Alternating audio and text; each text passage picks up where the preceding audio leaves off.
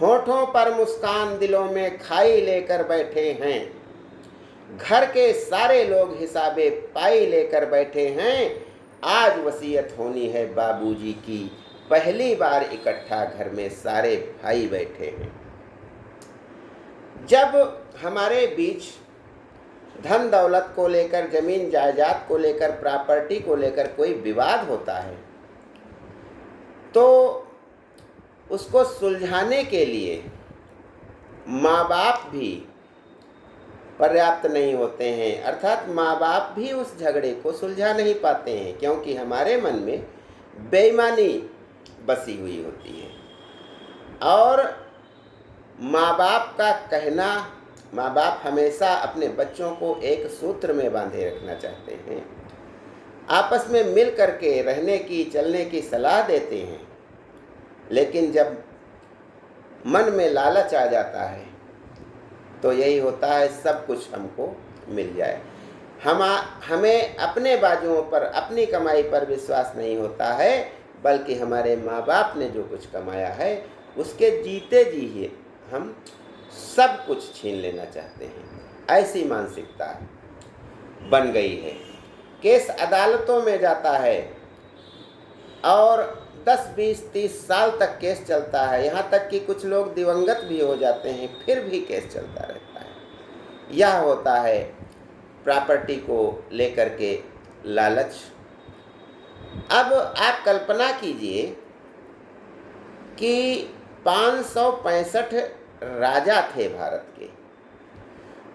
जब अंग्रेज भारत को छोड़ करके जा रहे थे तो उन्होंने उन राजाओं से कहा, आप चाहें तो हिंदुस्तान के साथ रहिए और चाहे तो पाकिस्तान में मिल जाइए, और यदि न चाहें तो स्वतंत्र रह सकते हैं। अब चाहे भोपाल रियासत हो, हैदराबाद रियासत हो, जूनागढ़ रियासत हो, जम्मू कश्मीर के राजा, हर राजा अपने को स्वतंत्र रूप से राज्य के लिए, राज्य करने के लिए स्वतंत्र राजा के रूप में अपने को स्वतंत्र करना चाहता था। वह किसी भी, न भारत में जाना चाहता था न पाकिस्तान में। क्यों? क्योंकि उसके जब किसी देश में मिल जाएगा तो उसके सारे अधिकार, अभी तक वह अपने राज्य का सर्वे सर्वा है, वे छिन जाएंगे। तो जिस फैसले को, 4 भाइयों के फैसले को माँ बाप नहीं सुलझा पाते हैं, जो उन भाइयों के जन्मदाता होते हैं, लेकिन एक ऐसा कोई पुरुष आए जो सारे राज्यों के राजाओं का सब कुछ ले ले, सब कुछ भारत में मिला ले और उनको राजा भी न रहने दे, सारी प्रॉपर्टी भी ले ले और राजा कुछ बोल भी न पाए, तो ऐसा कोई पुरुष, वह पुरुष नहीं है, वह लौह पुरुष है।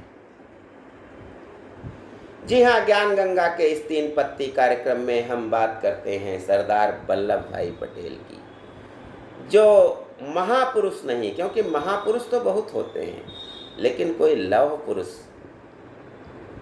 एक ही होता है, जिसने 565 रियासतों को भारत में विलय करवा दिया, भारत के संविधान के, भारत के तिरंगे के नीचे ला करके खड़ा कर दिया, सारे अधिकार छीन लिए। वह कोई चमत्कारी पुरुष ही तो है जिसे लौह पुरुष कहा गया है। जब बात आती है विद्वता की, पढ़ाई की, इंग्लैंड से बैरिस्टर की पढ़ाई करके भारत आए थे। पहले वे गांधी जी को नहीं मानते थे, गांधी जी के बारे में उनके मन में अच्छी भावनाएं नहीं रहती थी। उनसे कहा गया एक बार कि आप गांधी जी से मिल लीजिए, तो उन्होंने कहा अभी मैं जाऊंगा, वो चावल बीन रहा होगा, हमसे भी कहेगा चावल बीनो, ऐसे ऐसे शब्द उन्होंने गांधी जी के लिए कहे थे, रहा होगा। लेकिन जब आंदोलन हुआ किसानों के लिए, लगान माफ के लिए, बारदौली और खेड़ा, तो उन्होंने गांधी जी की जो है शक्ति और गांधी जी की महत्ता को पहचाना, जिनके पीछे सारा देश उस समय चल रहा था, और नतमस्तक हो गए, उनको गुरु मान लिया। जब आरसीसी यानी राज्य कांग्रेस कमेटी जब 1946 में पता चला कि अब देश को आज़ादी दे देंगे, अंग्रेज भाग जाएंगे, चले जाएंगे, तो यह हुआ कि कांग्रेस का जो अध्यक्ष होगा वही प्रधानमंत्री बनेगा। अंतरिम सरकार भी गठित हो चुकी थी, तो उसके लिए आरसीसी राज्य कांग्रेस कमेटियां जो थी 15, उनसे राय मांगी गई। तो उनमें से 12 राज्यों की राज्य कांग्रेस कमेटी ने बिना किसी दबाव के, बिना किसी से कुछ कहे, सरदार वल्लभ भाई पटेल को कांग्रेस का अध्यक्ष चुन लिया, समर्थन दे दिया उनको। सरदार पटेल मन में बहुत खुश हुए, चलो अच्छा है, मैं प्रधानमंत्री बन जाऊंगा। जाते हैं बापू के पास, कहते हैं बापू ऐसा कांग्रेस कमेटियों ने कहा। बापू ने कहा आप इससे पीछे हट जाइए। बापू ने नेहरू का समर्थन किया, उनके लिए आप छोड़ दीजिए। अब ये लौह पुरुष कुछ नहीं कहते हैं, पूछते भी नहीं है बापू आपने ऐसा क्यों किया, वो पीछे हट जाते हैं। लेकिन कंधे से कंधा मिला करके जो उनको देश की एकता के लिए, यूनिटी के लिए काम सौंपा गया था, फिर भी उन्होंने किया उसको, और कोई होता रूठ करके चला जाता। जैसे राजा दशरथ जो थे, उन्होंने राम के राज्याभिषेक की तैयारियां की थी, पल भर में पासा पलट गया। न चाहते हुए भी उन्होंने राम से कहा कि बेटा वनवास चले जाओ, आपको राज्य नहीं मैं दे सकता। राम ने भी नहीं पूछा उनसे, वैसे ही इन्होंने भी नहीं पूछा, राम चले गए। चित्रकूट में ही थे, पता चला कि उनके पिता नहीं रहे, क्योंकि राम का जाना दशरथ के लिए सहन करना मुश्किल था, और उन्होंने प्राण त्याग दिए उनके वियोग में। फिर भी राम ने यह नहीं कहा कि वचन देने वाले तो चले गए हैं, स्वर्गवासी हो गए हैं। भरत उनको चित्रकूट में लेने भी गए थे कि आप चलिए, नहीं मान रहे थे।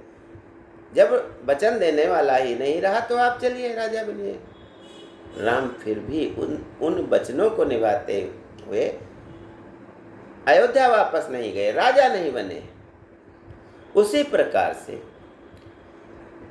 गांधी जी के कहने से उन्होंने छोड़ तो दिया था प्रधानमंत्री बनना, लेकिन गांधी जी की तो 1948 में मृत्यु हो गई थी। अब पटेल चाहते तो वे कांग्रेस के अध्यक्ष बन सकते थे, प्रधानमंत्री बन सकते थे। उनको हराने वाला कोई था ही नहीं, बल्कि हर पूरा देश उनको समर्थन दे रहा था। फिर भी उन्होंने जो बापू ने कह दिया उसका सम्मान किया। तो इसी कारण महापुरुष तो हमारे देश में बहुत हुए हैं, लेकिन सरदार पटेल महापुरुष नहीं, लौह पुरुष थे, जिनके जैसा न तो कोई अभी तक हुआ है और न होगा। राज्यों का जब विलय कराना था, चाबुक भी साथ में रखते थे, कि सोचते थे कि किसी को उनकी बातों से ठेस न पहुँचे। जहाँ पर चाबुक का इस्तेमाल करना पड़ा हैदराबाद की रियासत के लिए, वहाँ सेना भेज करके उन्होंने कार्यवाही करके उसको भारत में मिलाया। आज वे न होते तो कन्याकुमारी से कश्मीर तक हमें यात्रा करनी होती तो कम से कम 5-6 जगह वीजा लेना पड़ता, क्योंकि सब दूसरे देश होते बीच में। अब जो भारत के लिए उन्होंने एकता का जो परिचय दिया, उसके लिए सारा देश उन्हें सदैव सम्मान उनका करता रहेगा और इसी कारण उन्हें लौह पुरुष के नाम से जाना जाता है। ज्ञान गंगा में बस आज इतना ही। जय हिंद, जय भारत।